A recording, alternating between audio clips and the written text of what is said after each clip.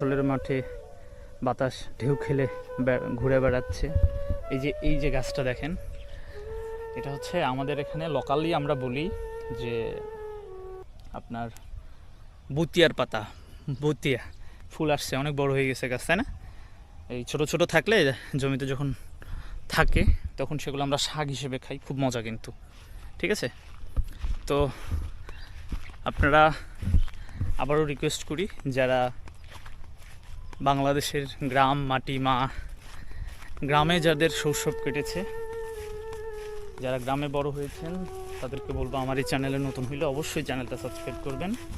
আর এই যে দেখেন, এটা হচ্ছে আমাদের ফসলি জমি, ধান এগুলো লাগানো হয়েছে। এই যে এই পাশে আজকে সকালে একটু বৃষ্টি হয়েছে, এই জন্য একটু ভেজা ভেজা আছে রাস্তাটা। এই যে দেখেন।